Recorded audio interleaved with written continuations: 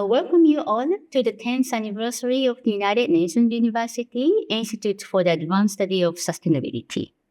Since the Institute was founded in 2014, it has developed an increasingly important role at the intersection of research, policy, and capacity building for the global sustainability. And this is why the theme of this anniversary symposium is on the synergy. It was a request by the former rector of the UNU.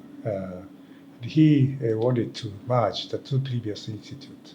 One is ISP here at the headquarters, and the other one is UNU former IAS, which was located in Yokohama. I tried to take this opportunity to create a new perspective on the sustainability science, which meet to the global challenges that we are facing. I was asked to be the first director. I was very honored to take up the very important and challenging task, and I was fully involved in developing the new agenda of new institute. UNU is an educational organization as well as a think tank belonging to the United Nations system, and we could have a very unique contribution to the processes that UN has been conducting. I tried to contribute to international debate for achieving the global goals, such as SDGs and the Aichi target on biodiversity, as well as implementing the Paris Agreement. We have been mobilizing the latest scientific knowledge to contribute to the crucial UN policy processes and negotiation on sustainability issues. For the last 4 years, our institute made very important contributions to the UN High-Level Political Forum on Sustainable Development, HOPF, the main UN platform for the SDG progress. We have played a prominent role at the UN Climate COPs. We had advanced the policy dialogue on crucial issues, including just transition, carbon neutrality, and right of education of the climate displaced populations. My experience at the United Nations conference was part of the UNU-IAS a student program for us to go and represent this program that it's being led for having more efforts into the Paris Agreement and to close this gap of knowledge that there's still being an issue in many decision making. I'm very pleased that the UNU-IAS has been substantially contributed to the development of the discussion in CBD processes. It's been over years working with multiple stakeholders, finding like-minded actors, partners with whom we've been able to organize several events leading up to the COP. But it's been a lot of work that has gone in that, in a way, I'd like to say has influenced the thinking. So another important policy contribution was to the UN Water Conference in 2023. This was the first such conference convened by the United Nations in 4 decades. I have focused on developing our institute as an evolving institute that can formulate and deliver the innovative solutions. This is connecting our research outcome to the action-oriented engagement. So RCE stands for Regional Center for Expertise on Education for Sustainable Development, which is really a long name. And what our RCE is doing is they're translating these very abstract sustainable development goals into the local context. So what the poverty means in their community, what the clean water means in their community. And then they're trying to take an action to mitigate those issues in their own context. We started with only 5 members in 2005. It evolved now into 190. So the International Partnership for the Satoyama Initiative, IPSI in short, it's a joint activity between IAS and the Ministry of Environment Japan.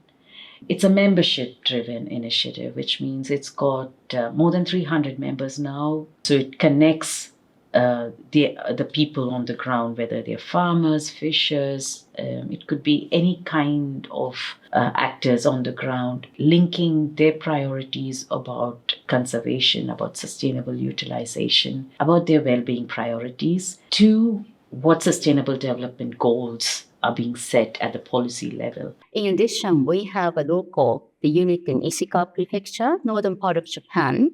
This operating unit has a very unique model for translating global agenda for localizing the SDGs by working very closely with the local partners. So this is our strength, combining research, education, and local implementation with extensive outreach. The first 5 years of OUIK mainly focus on the establishment, how it will work, the structure, because we are contributing to the Ishikawa Prefecture and the city of Kanazawa. And when I became OUIK researcher, the main focus was to share with the citizens of Kanazawa and Ishikawa Prefecture who we are. We organized many events and we engaged with the citizens, and we created many projects together with the city of Kanazawa and Ishikawa Prefecture. There was a call to rethink our projects and to scale them up so that it has not only local impact, but it's linked with the overall overarching IAS mission. We are one of the 4 UNU institutes that offer the postgraduate programs. This idea came from former rector, Dr. Konrad Osterwalder. He wanted to make this university as a normal university, which can provide degree programs. And then degree programs and research activities are combined. Students are interested in issues, practical issues, but they try to approach those practical issues of sustainability from academic point of view. I chose UNU-IAS because I could see it was not only a university, but also a think tank that is connected with different stakeholders, and it was a space where ideas flow. Throughout my 3 years, I had the chance to work with different people on projects. And in all the discussions, what really stood out to me is when people start sharing experience from their countries, from their professional background, you begin to get an idea of how interconnected all these sustainability challenges are. Everything I learned in UNU-IAS is helping me at work. How I understand the basic concept and all the fundamental topics of the sustainability science, of course. I would describe UNU-IAS with these 3 words. 1, diversity. 2, evolving. And 3, change agent. Interdisciplinary for sure, innovative, research focus, Sharp, active, and a bridge builder. We have only 6 years remaining to realize the commitment of the UN 2030 agenda. In the next decade and beyond, the work of the UNU-IAS will be critical.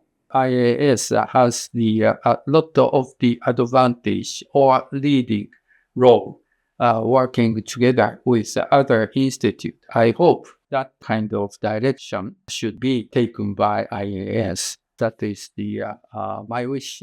So it's very important for UNU to try to play as a catalyst of the rather fragmented discussions, and also to improve our current situation, to solve the problems of the global challenges that we are facing. As UNU-IAS enter our 2nd decade, we are all excited to enhance and expand our work with our partners and to forge a more sustainable future for people and for our planet.